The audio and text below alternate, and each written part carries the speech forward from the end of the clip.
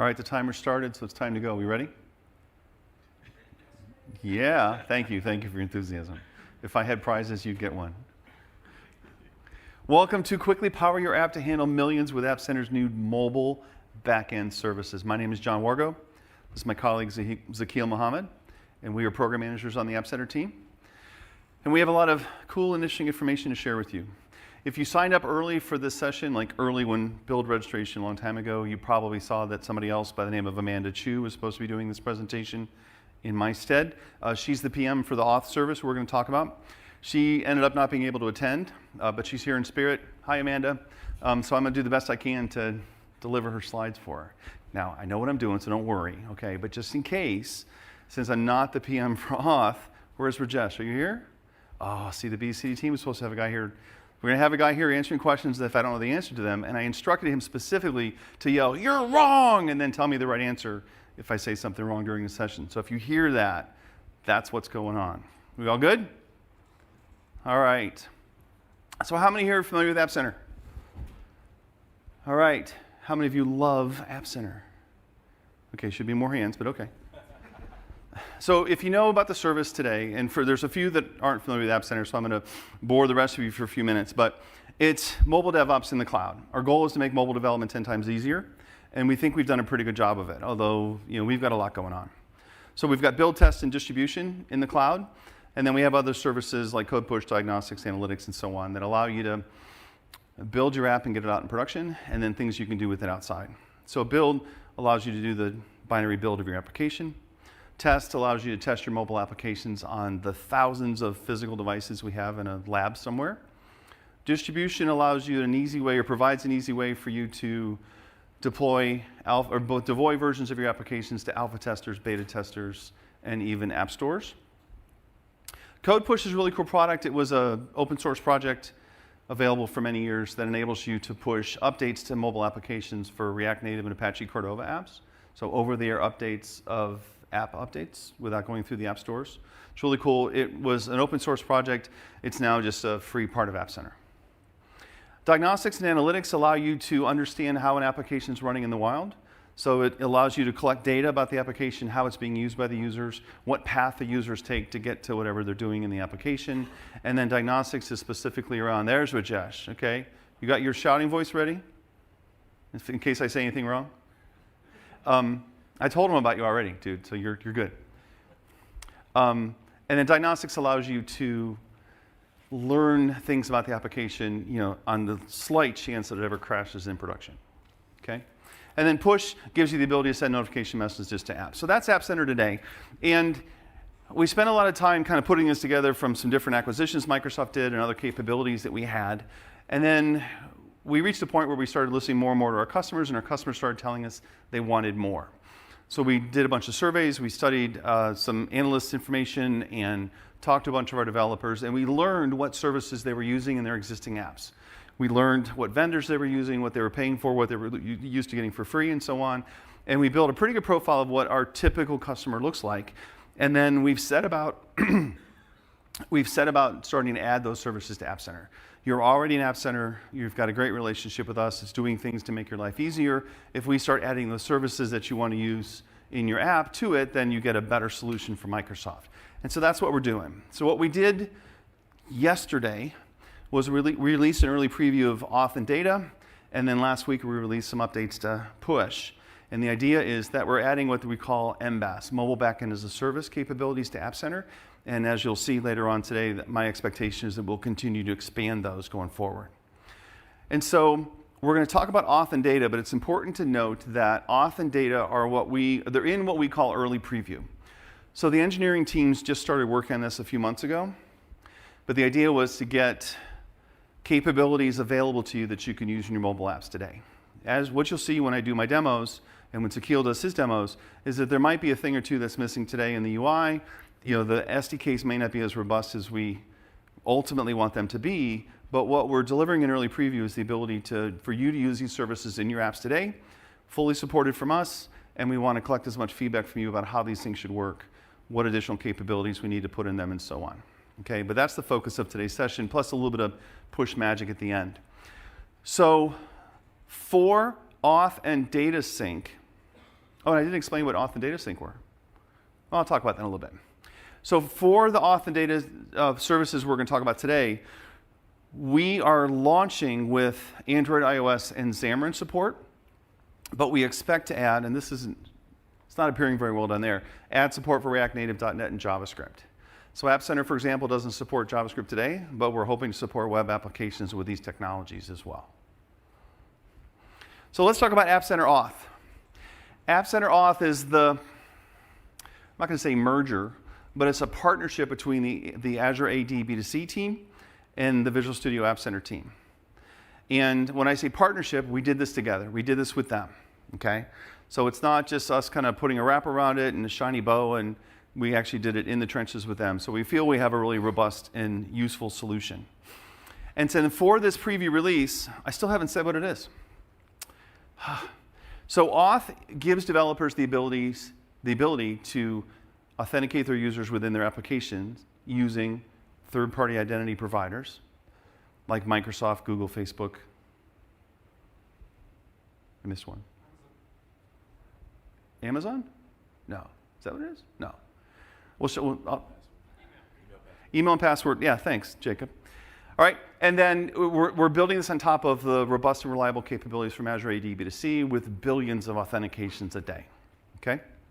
So with this preview release, we have the ability to connect to an AD B2C tenant, which then enables you to sign on to your mobile applications, and we'll show you this. And then later on, we'll talk about how you can, once you identify the user, what else you can do with that user's identity inside of App Center. So that's the goal. Auth is the core of those additional services we add. So it's core to data, which Zakiel will talk about. It's core to some of the push capabilities we're adding, and it's also core to some of the other features we're going to add going forward. So why App Center Auth? Why do we do this? Well, we already believe that we have a strong relationship with the mobile community. So people that are using App Center today are able to pop in, do the things they need. I'm not saying that Azure AD B2C is difficult to use, but what I am saying there's a greater level of complexity than what we wanted for our customers. And so what we did was we did what we could with the SDK and our capabilities to really kind of streamline that process. The idea is you've got a simple and useful UI in App Center. And then if you need to go beyond what we provide you, you can easily go to the Azure portal and access your stuff there. But the goal for us was to add this magical SDK experience, which basically means putting that App Center magic around Azure AD B2C and the Microsoft MSAL library. So that's what we did. What it looks like is, App Center continuing to focus on our simple user experience. Like I said earlier, the robust and reliable capabilities of Azure AD B2C. Simplified in-app config. So I'm not an expert in B2C, but I know that you have to configure your sign-in flows and so on, and then make those part of the application, which means if you later on go back and change the identity providers you use or how the flows work, you have to release a new version of the application. That's not how things work in App Center. So what happens is you initialize an API or initialize the module within the App Center SDK, and I'll show you how that works in a little bit. Give it your app secret, and then once that starts, that SDK, we pull down the configuration for your AD B2C configuration from App Center and provision the app on the fly, which means that you can change your configuration, save those changes into App Center, and then they automatically become available to your users. Does that make sense? All right. And again, App Center SDK wrapper around the MSAL library. Again, this is not us just deciding to wrap MSAL. It's a partnership with the MSAL team. The App Center SDK team has become a contributor to the MSAL library, so we're starting to add features and fix things in MSAL to make it a better SDK. We've simply put a wrapper around it in the App Center SDK, and like I said, streamlined a lot of this.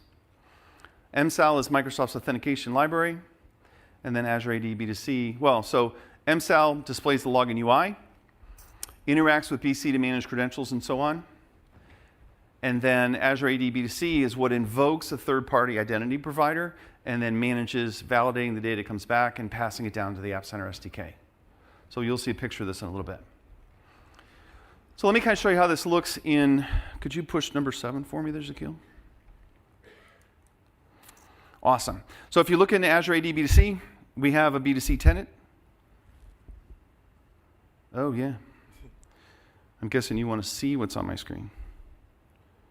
All right, how do I do this? I had it set up before. Give me a second, guys. I apologize. Is that better? It's probably a lot better. All right. This is an Azure AD B2C tenant. And when you look through here, within B2C, you define applications. In this case, we're going to talk about an application we call Acquaint. This application, to configure it in Azure AD B2C, you have to do two things. You have to enable the web API, which is what gives the App Center portal the ability to go in and manipulate this. And then you also have to enable the native client. And that's what enables the SDK to talk to the tenant. Okay? Within that configuration, we have scopes. And scopes are a way that Azure AD B2C allows you to define the permissions you want to enable within your app. So in this case, we have one called user impersonation. We could add one called read only, give it a description, give it a scope value. We can have another one called read write. And then you define the way you want to restrict access to things within your application, configure that it part of your B2C tenant, and then we make use of that. I'm going to discard that because I forgot to make a sacrifice to the demo gods today, so I'm not making any changes to any configurations. You configure identity providers here. Facebook, Microsoft, Google, in this case. You can come in here and browse your users. You can enable, disable accounts, force password changes, things like that. I'm waiting for Rajesh to tell me I'm wrong. And then we have policies. Two types of policies. One are called user flows, which they used to be called something else before. Now they're identity experience framework. User flows are simple policies that define common actions, like sign in, reset password, things like that. You define those. Let me grab one here. I'm going to copy that because I know I'm going to need that later. Configure the identity providers, user attributes, things like that. So it gives you control over how you configure how the user logs in. Identity experience framework are more customized. If you want a more customized experience, you want to integrate more tightly with other applications, things like that. Not enough of an expert to really explain that in great detail. And then that's basically it as far as configuring Azure AD B2C for the tenant that we need. So if I go into App Center and I create a new application, I'm going to call it Build Demo. I'm an Android guy. We're going to make it Xamarin just for fun. I add my new app, and now I'm taken to a Get It Started page. If I go into Auth, this is where I connect App Center to the Azure AD B2C tenant that we just talked about a moment ago.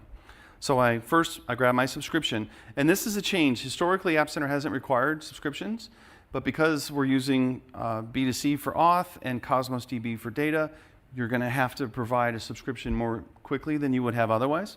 My apologies for that, but there's not much I can do about that particular problem.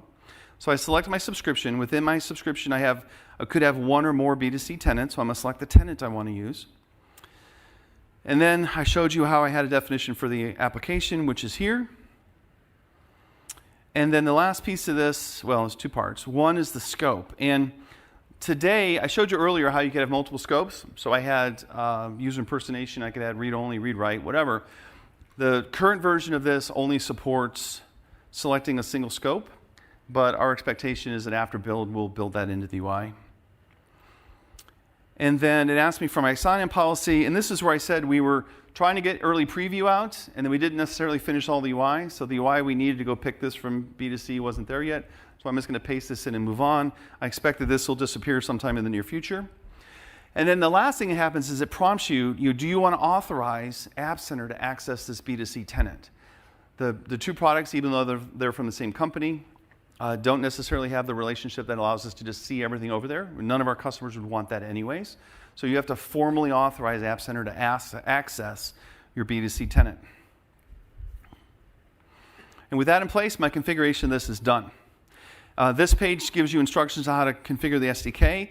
And then as soon as the first user logs in using this or signs in using this, this page will change and provide some different information for you.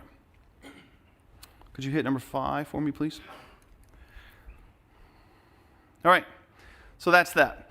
So now let me show you how this thing's actually used in a real sentence. The examples I have here are for Xamarin. The SDKs are a little different, and the flow that you would do to implement this is a little different. But my point of providing these slides was to talk about how to sign a user into an application, one line of code. Okay? This is enabling auth. So to initialize the SDK, you call appcenter.start. You provide the App Center app secret for the application that I just configured. I meant to show you how to do that, but if you guys need to know, I'll show you later. And then you're turning on auth. So this is how I turn on auth for my application. I could easily turn on analytics, diagnostics, and push at the same time, just pass in multiple services that I want to initialize. And it all happens with App Center magic. Next, to show my sign-in UI, I basically call auth.signinAsync. So on the Xamarin side, this is sign in async. On Android and iOS, it's just sign in. I think they might get adjusted. Are they going to get adjusted? Are they going to be consistent, or are we going to leave it this way? Do you know? I just noticed today that they're different. But anyway, you should refer to the docs. It shows you exactly how to do it. But basically, one line of code that calls sign in. That's what invokes MSAL. MSAL opens up the UI, contacts B2C. BDC pulls identity provider in, and it all works. The result of this is, do I have laser? Not much of a laser. The result of this is that the account ID, the unique identifier for that user, gets returned to the calling application here, and that's how I use it later for things like push and stuff like that. So this is the flow, the token exchange. So when the user signs in, he invokes the App Center SDK. The App Center SDK invokes MSAL. MSAL opens up the UI, redirects through B2C to the actual identity provider. Identity provider logs in the user using whatever methods it wants to, and then returns a JSON web token. Azure AD B2C validates that token, pulls some information out of it, and passes it primarily as an ID and scope to the App Center SDK, and then sign-in is complete, and then the application has the information it needs. So it has the user's identity, and then it also has those scopes that define what the user can do within the application. Easy peasy, right? One line of code. When it comes to signing out, you just call auth.signout. Not rocket science. To enable disable auth, auth.setEnabledAsync. So I can turn auth and on within the application by this one line of code. And then yet another one line of code to log to check to see if it's enabled. In case I want to enable my UI, whatever, is all done through isEnabledAsync. Have I only been talking for 12 minutes? 18. Wow. Oh, is that 8? Yeah, 18. Duh. Okay. All right, cool. Could you please switch me to number 7, my friend? Sure. So I'm going to show you an application. We have a Xamarin Forms application.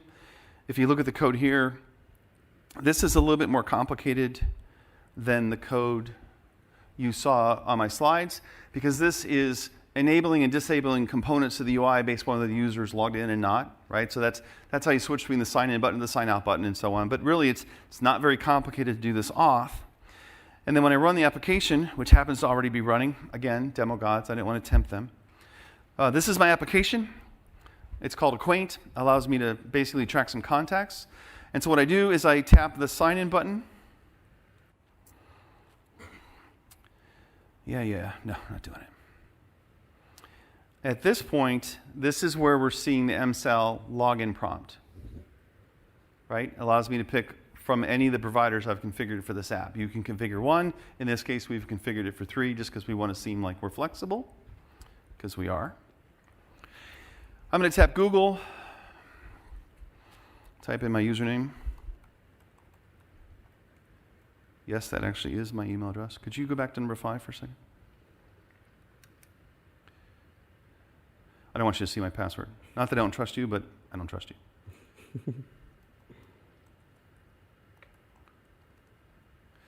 Let me log in, then you can switch back. Bam.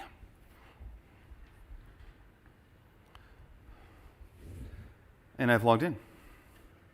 And suddenly I have more documents. Now, I'm not going to explain how that happened because that's outside of my responsibility. I'm not allowed to. I'm not certified. But Zakil will take care of it.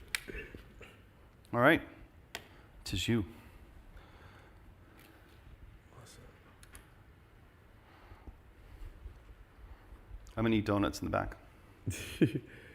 Hi, everybody. So I'm Zakil. I'm a PM on the App Center team as well. So I'll be talking about App Center Data today. So what is App Center Data? App Center Data is a way to manage, persist, and sync data in the cloud in both online and offline scenarios.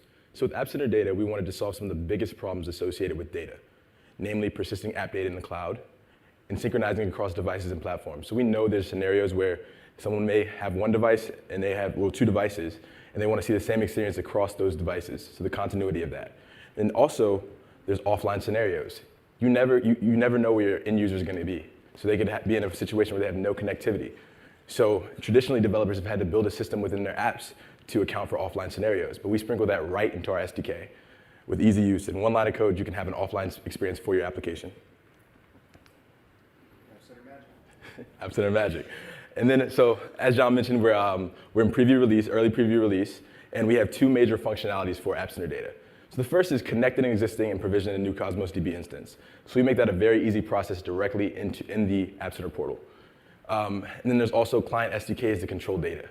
So that's your create, your reads, your updates, deletes. We also support listing and pagination, and we have those available for Android, iOS, and Xamarin.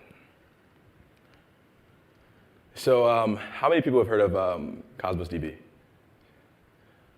Pretty much everybody. Well, I'm going to explain it anyways. So Cosmos DB is Microsoft's globally distributed multi-model database. And it's really cool because it's scalable to millions. They have great SLAs around data consistency, availability, and things like that.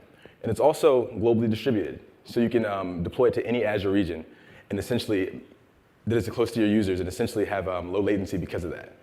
And then lastly, it's multi-model. So that allows a lot of flexibility with your objects or with your data. So we chose to leverage the document database piece of this. And those are essentially JSON objects within your documents. And it's really cool because with relational databases, you have your strict schema and your tables and rows. But with non-relational databases and documents, you can essentially use any structured, semi-structured data, and it'll work. So why App Center Data? So these are a lot of the same reasons John just mentioned for Auth, but we have a strong mobile community. We built a lot of these tools with the developer in mind. So a lot of our scenarios and situations catered to mobile developers. App Center's mission statement is actually to make app development 10 times easier, and we're trying to achieve that with App Center Data. It's also built with a simple UX in mind. So a lot of the things in App Center require a minimal amount of steps. We give you great direction and instructions in our portal on how to get started. So the onboarding process for a lot of our tools is very easy. And we also have integration with Auth. So John went over Auth a little bit earlier. So you can actually leverage App Center Auth and tie identities to your data. So that experience is catered to that individual user. So their data belongs to them essentially. And then we also have a magical SDK experience. So essentially, a lot of the power of Cosmos DB in their SDKs is in App Center with some additional App Center magic and just catered towards the mobile experience. So how does it all come together? So it all starts with Cosmos DB instances. And within those instances, you have a database. And databases are essentially where all of your documents and your data belong. So Cosmos DB has a principle or a concept called collections. And collections are going to be a collection of your documents and data. So we separate those into two different partitions for App Center Data. These are your public partition and your user partition. So your public partition is going to be documents that are globally, that's a mouthful, globally available to anybody using your app. So anybody can log into your app and see this information. These might be global configuration settings, terms of service, things like that. Then we also have our user partition. So every person who logs into your application has a partition. And this is tied to their identity. So documents that belong to them or were created by them belong in their partition. And I'll kind of do a deeper dive into this on the next slide. So as you can see, the arrows kind of tell the story of how exactly this all works. So you have user A, user B, and user C. Their arrows are pointed in both directions to the actual partitions themselves, showing that they have read-write access to those partitions. And then you also have the public partition, and those go to everybody, but it's only one direction, so those are read. And one example I like to say with the partitions, to give a real-world example, is like, let's say you had a restaurant app, and that app had two major functionalities. One of the functionalities is to see the top restaurants in your area, and the other one is a list of your favorite restaurants that you've hand-selected. So that list of top 5 restaurants in your area would go into the public partition. These are things that everybody in your area can see. Whereas you have your user partition, those would be where your favorite restaurants are that you've handpicked. So like if you log into the application, you're the only one who can see this. If somebody else logs into it, they see their list of favorite restaurants. And one of the coolest things we are solving is the offline scenario. So we offer offline writes and reads via our SDK. So I'll kind of briefly go over how these work. So for offline writes, the user edits or creates a document, and if you have connectivity, it's synced directly into the cloud. But if you don't have connectivity, we implement offline writes via store and forward. So essentially, if you don't have connectivity, your document is stored on a local SQLite cache, and by default in our SDK, it's a day, but you can actually configure the time to live on your documents via our SDK through our write options or read options. So you can essentially make it forever, 2 days, 3 days, however you feel fit. But essentially, that when you don't have connectivity, that document is stored locally, and as soon as you regain connectivity, it's forwarded to the cloud. And right now, in terms of conflict resolution, we have last write only for our writes. Next, there's offline reads. So every time a user reads, essentially that's stored locally. And if you have connectivity, it's fetched directly from the cache. I mean, from the cloud. And if you don't have connectivity, it's fetched from the latest remote read you've gotten. So essentially, every time a read occurs, it's stored locally on the cache. And if you don't have connectivity, it displays that latest read. So next, I just want to kind of go over how it works in code and just kind of show you a brief code snippet of how to get started. So it always first starts with your model. So I've defined a user model, and it has ID, name, email, and phone number. So the kind of scenario I want to go through with this is let's pretend somebody's signing up for your app. So let's say this user, I have an object called Jim. So I created an object called Jim. Let's say Jim signed up for our application. So he specified his name, his email, his phone number, and from that, we've created an object.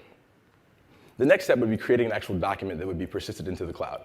So I do that by calling data.create. And I input some of the parameters, so like their ID, the actual object itself, the class instance, and the partition that it belongs in. It's pretty simple to kind of create that document. And upon doing this, it would actually it would exist in your database. And then next, let's say this person deletes their account, and we want to delete them from the database. So all we have to do is call data.delete and input the ID and the user partition. And that's essentially kind of how it works. So it's very simple to get started with our SDK, and they're very easy commands. So next, I'll kind of go over the portal experience. So I'm going to split the demo into 2 different pieces. I'm going to show you the portal experience for App Center Data. I'm also going to go into some code and show you guys some breakpoints and how it works with App Center Data in our app. So I'm going to switch. With App Center Magic. With App Center Magic. So I'm going to create a new app. Can everyone read that okay? Oh wait, is it? Do I need to zoom in? Okay, no, it shakes. No? Okay, let's. Zoom in. Maybe a little more. There you go. Can I get a thumbs up? Is everyone? Can people see? Is that good now? Are we good? Okay, sweet, awesome. So I'm gonna go create a new app. Let's see. Welcome to Build 2019. I'm going to make a Android app, and let's just say it's Xamarin. So I'm going to create this new app. And one of the cool things about App Center as a whole is these getting started pages. So no matter what service you're using within App Center, we have a getting started page to help you easily onboard into that service. But I'm going to go to data, and you're presented with a screen to give you the ability to either create a new database or select an existing database. So selecting an existing database is pretty easy. All you have to do is specify your collection and your database, or your database and your collection, and then you can get started with App Center Data. You could also provision a new database. So I'll go through that flow. So essentially, you start with your Azure subscription. I'm going to click on my Azure subscription. Next, you configure your instance name and your database location. So let's just say, it's going to do a check to make sure that's available because these have to be unique. And then next, there's a database location. As I mentioned, Cosmos DB is globally distributed, so you can actually deploy to a lot of different places in the world. So if I was to go to Brazil, you can actually see the blue pointer change. And next is configuring your throughput. So this is actually one of the coolest things. A lot of people using Cosmos DB are aware of the concept called request units, or RUs. Essentially, all of your database operations, so your creates, your reads, your updates, your deletes, are rolled into pricing and called request units, and that essentially determines your billing. So we make this an extremely easy process. So we have 2 tiers for App Center Data. The first is the I'm just getting started tier. So these are for people who may want to get first acclimated with the service or have lower needs for their database. So we give you the minimum throughput, which is 400 RUs. And we also give you the estimated billing on this. So this would be about 5 cents an hour and $35 a month. We also have the I have an existing app tier. So this may be for people who have more developed apps or have a firm understanding of what their needs are. So the way we do this is we give you 2 boxes, so your reads and writes. So you basically estimate your reads and writes per second. And through that, you can get a kind of a estimate of what you should use and provision for your database.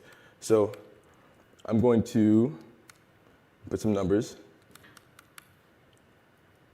And from there, you can actually see that it recommends 780. So I put 10,000 and 10,000. It recommends 780 RUs. That's about 9 cents an hour and $69 a month. And after doing that, you get a review screen and pretty much get to see all the choices you've made. So I'm not going to go through the process of actually creating it because it's going to take a little bit, take a few seconds. So I'm going to go directly to the screen you see after you integrate the SDK. So after you start the SDK, you get the overview screen where you get to review your choices again. You see, you can see the amount of throughput you provision, your Cosmos DB instance, where it's located. So directly in the App Center portal today, we don't support geo-replication, but we have an edit in Azure button, so you can go directly to the Cosmos DB portal and enable additional regions if you'd like to. So I've showed you the portal experience. Now I want to kind of do a deep dive back onto our app and show you how it works with App Center Data. So I have is everything visible? Thumbs up? Zoom in a bit? Okay, I can do that. Is that better? Nice. Okay, so John kind of briefly showed this app, but he didn't explain how the documents work, so that's what I'll be doing. Is that not authorized? I guess he's not authorized, I guess I am. So essentially these first documents you see, these are the ones that belong in the public partition. So anybody who uses this app can see these. I'm going to sign in. Let me use my Google login. And it should be cached because I previously logged in. Sweet. So now that I've logged in, you can actually see a bigger list of contacts. So these are all actually my acquaintances. So these are unique to me. And just to kind of prove that, I've added myself. And you can see me right there. But awesome. So next, I'm going to go through adding a document. And I have a breakpoint set up in the code so you can actually see where this happens. So let's add a document. Let me add my mother, because what acquaintance app is complete without the addition of your mother? It was me last time. He got cut, I'm sorry. And my mother, let's see. Let's fill out the title slide. She's an HR director. And then I'm going to save this. So it hit a breakpoint in my code. So essentially what you're seeing is a data.create async call. So this is the create method that I mentioned earlier. So this creates that document and puts it directly into my database. So I'm going to continue and go back to this. So if we scroll up, we can actually see my mom right there, Stacy Baker. So I'm going to show you how this exists in the actual Cosmos DB portal. So I'm going to do a query. And there's the way that documents work within App Center Data. So we have a document field, we have an ID field, and a partition key field. So these are the necessary fields when using App Center Data. So I'm going to go on and do c.document. Let's say job title equals. Okay, so I'm going to apply this filter, and I should see this item that I just created right in my database. So I'm going to do one more thing. So I'm going to now go to this item, and I'm going to edit it. So let's say my mom came to Microsoft. I'm going to go on and put the company as Microsoft, save it. So again, I put a breakpoint there. So this is the replace method. So what this does is it gets that original document and replaces the information within it, and then persists that to the cloud. So I'm going to go on and continue again. So You can see that. You can see that on in our main table view that it now says Microsoft. But now I'm going to, let's see if I can refresh this. Give me 1 second. So I'm going to go back to, I'm going to clear this. So we have all of our documents. So now I'm going to do the same thing. So I'm going to do where document dot. I'm going to do job title again, but we should see the updated field. Equals.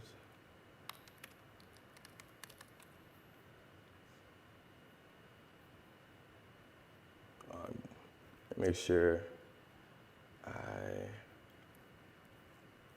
So essentially what would happen, I'm having a little issue right now, but what would happen is you would see those updated fields within the database, and then all these changes should reflect directly in your database. So I'm going to go back to the slide.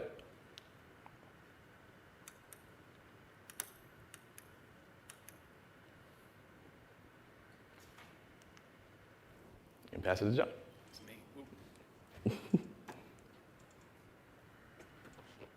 Wasn't ready.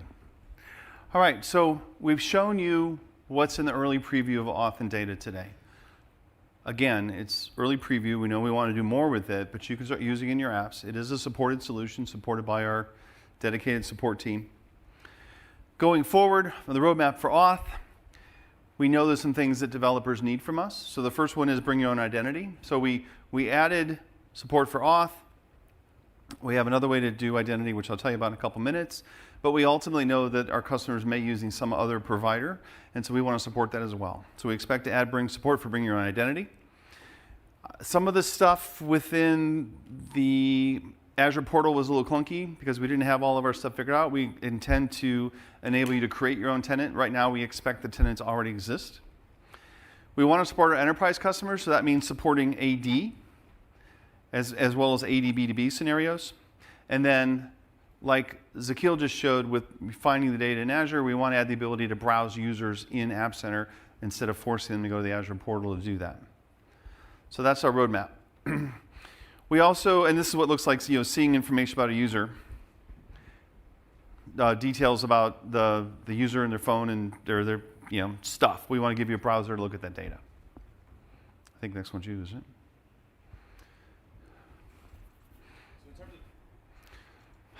You did the same thing I did. The same thing. So in terms of data, we have a lot of cool features that we plan on implementing in the future. So the first is utilization metrics. So we want to have a portal experience that shows you how your data is performing. So your read latency, your write latency, where the traffic in your data is occurring. And I'll show a picture of that on the next slide. Next, we plan to do full offline support.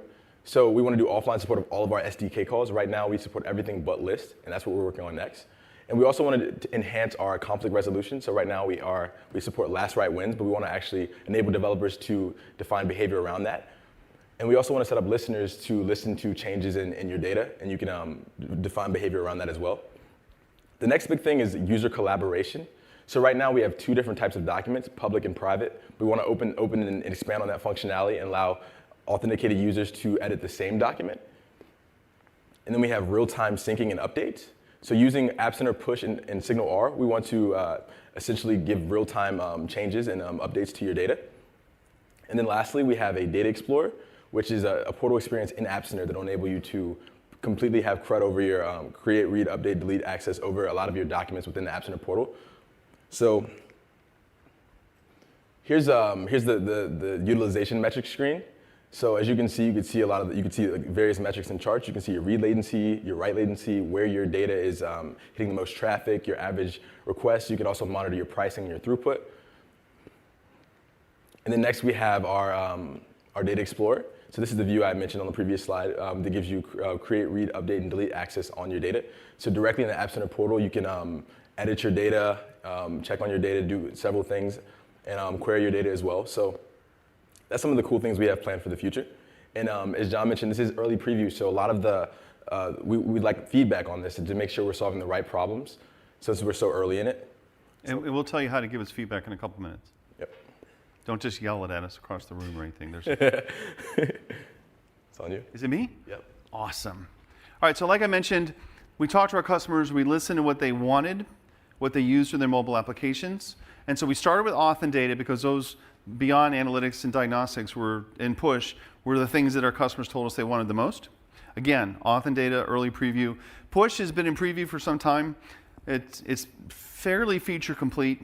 We'll take that preview tag off when we're ready with some other stuff, but not important right now. And then we know we want to add support for file storage and compute. So those are the next things our developers told us, so we're going to try to add those going forward. And then, whatever else our customers tell us are important to them. I know that we probably want to add something around functions, which will give you the ability to add a mobile backend to your app running on compute. But then also, I believe that there's some possibilities for us to extend the capabilities in App Center, letting you do whatever you want instead of us hard-coding features. Okay, so anyways, this is the catalog of things that we think we're going to do. We really want your feedback. We opened the kimono a couple months ago in a big way, and we fully expect it to enable us to get our customers to help us figure out what this thing does. I mean, we have ideas, and we're going to build what we think we need to build, but we'd rather validate it with you first. So then the last piece of MBaaS is push. And I'm the PM for push. I'm both App Center Push and Azure Notification Hubs. And so now that we have this whole concept of user identity, there's kind of more things we can do within App Center. So there's actually two ways to do identity in App Center today. One is Auth, which went in the early preview last night. And the other is through the App Center SDK. So a few months ago, we added a new method to the App Center SDK, not for all platforms, but for most of them, that enables you to log a user in or identify the user any way you want, using third-party service, using homegrown services, whatever, and then give us a unique identifier for that user. So there's an SDK method, set user. That data gets passed into App Center, and then once it's there, there's interesting things we can do with it when it's there. So with that in place, we'll have the ability to enable you to go in analytics, and instead of trying to find the analytics for just that particular device, you can actually just type in the user's name or whatever unique identifier you gave us. So we'll use whatever identifier you gave us. We're thinking it'll be email address or phone number or something, and we don't know and we don't care. Or if you have Auth enabled, you just search for the user's name, boom, their data pops up. So that whole thing that Zakil did earlier with trying to find the particular document, gone. Same thing with diagnostics. When your users report a crash, you'll be able to go in App Center and actually just find the crash by the user's name, instead of having to get some sort of unique identifier from the device and track it down inside of diagnostics. And then finally, App Center Push. We just added this support a week or two ago, the ability to send push notifications to users. So if you're using App Center Push today, you have the ability to collect the registration ID or the device ID for that particular device, and then use it to send notifications to the user. Not so interesting. Now, if you have a user using your application on multiple devices, if you authenticate them through Auth or through using the SDK method, you can then send a push notification to the user, and then it'll just notification go to all the devices registered for that user. How cool is that? All right, so here's how it works. And this screen is the wrong contrast. I can't see the full. All right, so this is pushing users via Auth. And basically, you create an audience. You specify I want to go to a user list. If you have Auth enabled, it automatically pops up the screen, and you just start to type the user's name, retrieves the list of all the users who match that name. You pick the ones you want, and away you go. I don't know if you paid attention to my last name at the beginning of the session, but yes, I did sneak my wife's name into the screenshot. My last name's Wargo. She's Anna Wargo. She's going to be watching this later. I had to get something in. All right. And you can also switch to user ID. We expect that customers may want to do this both ways. They may enable Auth in the application and use the SDK to set some other unique identifier, in which case, fine. You tap that little link that says switch to user ID, and what you get is this. You basically just paste in a comma-separated list of user identities. Again, we don't know what that would be. We assume it's email address, but prove us wrong. And then we'll send notifications to them. App Center Push supports maximum of 100 users per request, maximum of 1,000 devices at a time. The same functionality is available through the API. So the APIs work exactly the same. Although there's no search with the API, hopefully you realize that makes sense. Okay? Cool stuff? I know it's late in the day. All right, thank you. Woo, all right. So next steps for you. If you're an App Center customer, great, we love you. If you don't know that we love you, please let us know how we can tell you how much we love you. If you're not, well, if you are, go in, play with these new services, let us know what you think. Let us know what's missing. Let us know what's awesome, what might not work the way you want it to be. Share your feedback with us. And so I mentioned we opened the Komodo a couple months ago. We created an App Center repo. It's github/Microsoft/App Center. And here we publish, just like Visual Studio Code does, we publish a monthly iteration plan where we identify the features we're working on this month. We track our progress against our goals. We do a really good job of trying to be as upfront as possible what we're working on. We also then enable customers to go into customers or potential customers, go into the issues area, create an issue. If you got a bug with App Center, our support is pretty cool. Do you guys all know about that blue chat button? Yeah, if you ever have a problem with App Center, don't go to the App Center docs and ask a question. Just click that little blue chat button and our dedicated support team is going to answer, okay? Feel free to point out problems with the docs. I'm also responsible for the docs. But if you have questions, you're much easier to get a hold of our dedicated support team. But if you got a bug, open up the Issues tab, submit a bug. The program management team, as well as the engineering team, will take a look at it. And then we also want feature requests there.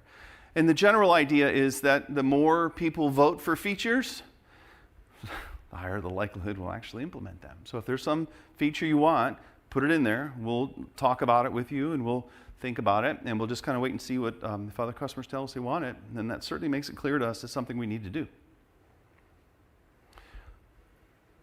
2 thumbs up. If he had 3 hands, he'd have 3 thumbs up. All right, so we're at the point where we need questions. Oh, Naveen is here. All right, so Naveen is on Naveen and Rajesh are both on the B2C team. They came here to support us. Like I said, this was a partnership. We had to argue over who was going to buy donuts for which team to kind of get this going, and it all worked really well. All right, preguntas, questions. Yes, sir. So I've not used it. Microphone. Oh, sorry, okay.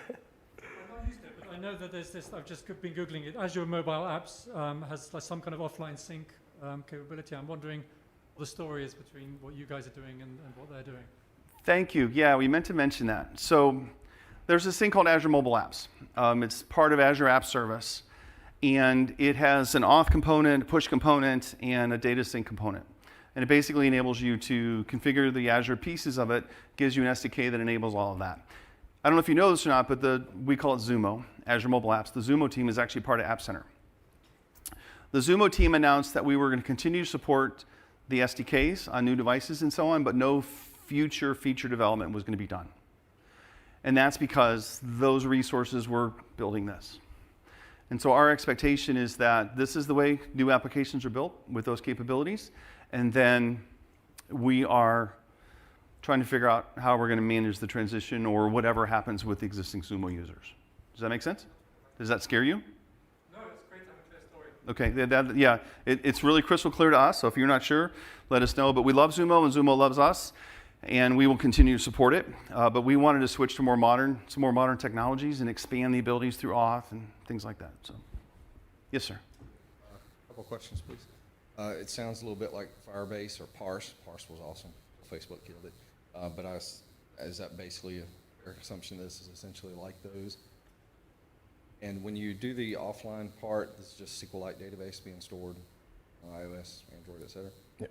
And is there a way to, perhaps if I wanted to always read from the cache, like could we set that so that way I could always read from cache first and then fail back to the cloud if I need to, keep me offline as much as possible? I'm not sure that's entirely possible right now, but it's something we could definitely note because that's an interesting concept.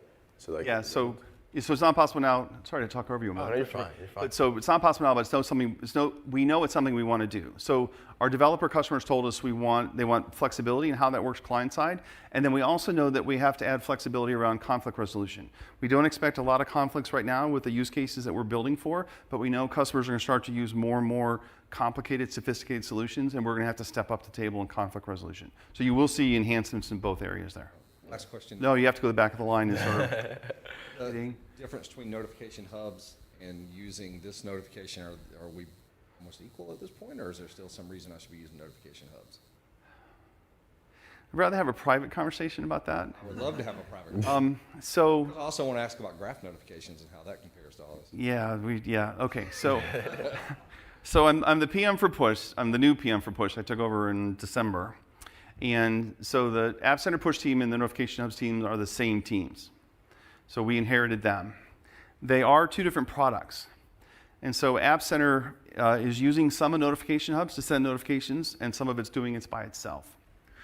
Our long-term strategy is to align the products so that they're one. And so you'll see us start to move towards an aligned SDK, an aligned API first, and then an aligned SDK, and then ultimately App Center Push mirrors the capabilities of Notification Hubs free. And then when you need more than free, the free stuff, you add an Azure subscription, you start using Notification Hubs, and you're just going. Now that's not a commitment, that's our goal. And we're just knee deep in figuring it out right now, which is why I'm not ready to shout out, here's what we're doing, but that's what we want to do. Ooh, he left me off the hook on GraphQL, cool. Or graph notifications. Yes, sir, no one on this side of the room, we gotta go. You're up. Yeah, so this is definitely interesting, especially the data part of this. I'm curious as to who the target market is, because it's similar to Firebase, like Cloud Firestore. I'm not sure if you guys are familiar with that, but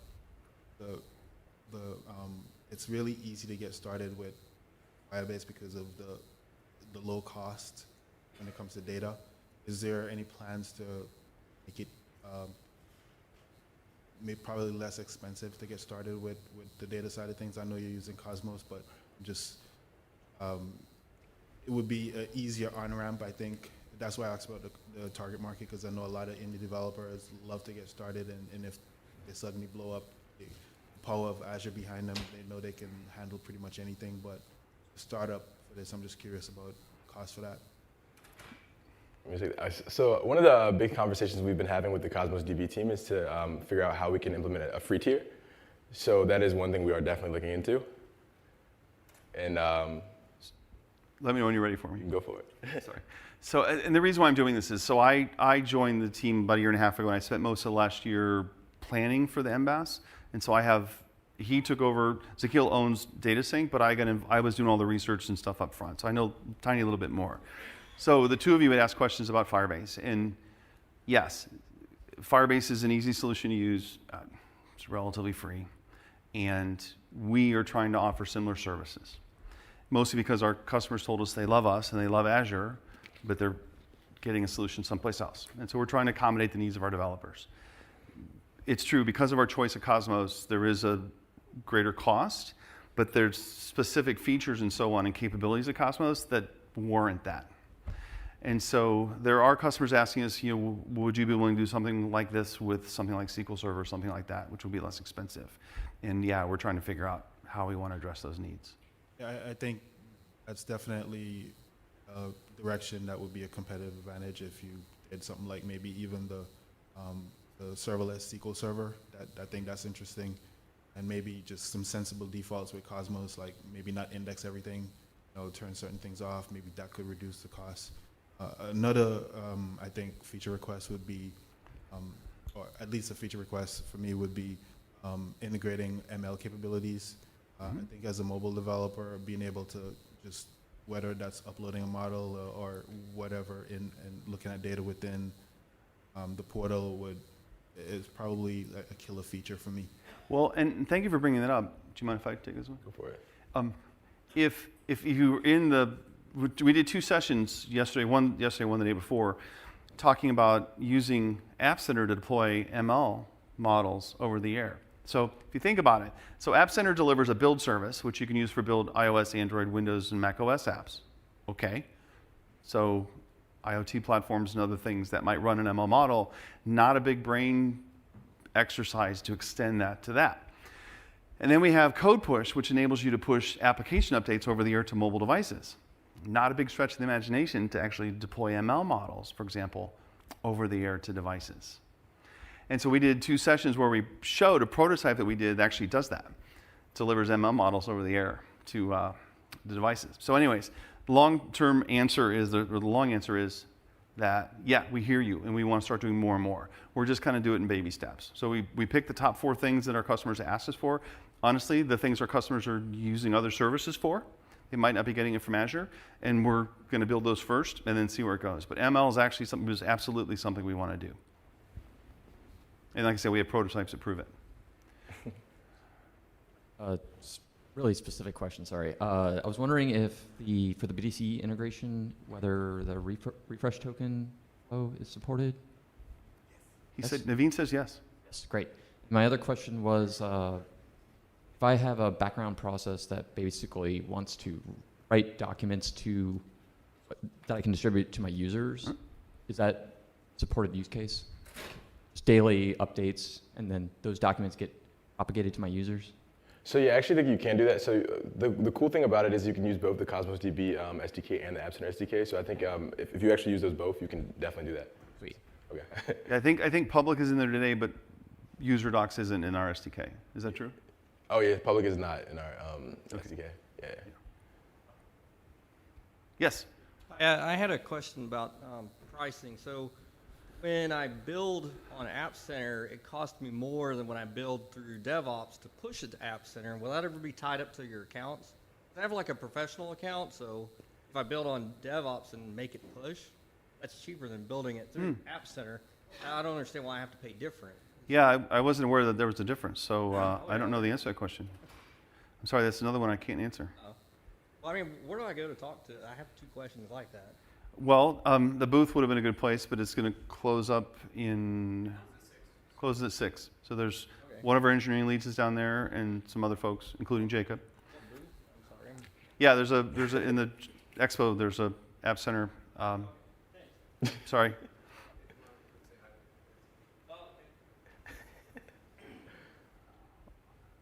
I didn't mean to make you leave.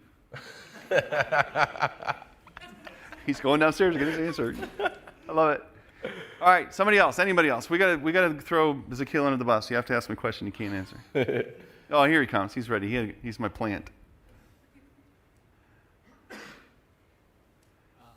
I don't know if it's a question or a comment, but I was trying out the App Center push, and in your demo, you demoed it through the GUI. You said, oh, I'm going to send a push to this user, and you looked up the user and pushed it, and that works totally fine. But what I tried to do was send a push through the App Center API, and the URL that you have to do that with is based on the app name and also your organization name, right? So if you're Well, either username or organization name and app name. Yes. yeah, exactly, right? So if your app name, for example, has some strange character in it, that can be a problem. And if you change your app name, let's say, for example, you typed your app name as my app is cool, and you go, well, that's kind of a stupid name. Let's change it to like awesome app. That breaks your push notifications because now the URL that you have to use to send a push to that app, which is still the same app, has completely changed because you've renamed your app. Right. And I thought that was kind of a silly decision, and I don't know if that's changed because this was 2 months ago. So that hasn't changed. For whatever reason, we made the decision to tie the URL to the user and the app. And Jacob, I'm not aware if we have anything planned to simplify that, but I've heard it discussed. Yeah. So you can either through the blue chat button or whatever, you can get the answer to that question. If not, I'll give you a card, and you can. When I should have told him, I give him a card as well. But you can follow up with me, and I'll track down the answer to that. But we understand. Yeah, that is an issue. Yeah. And to your first part.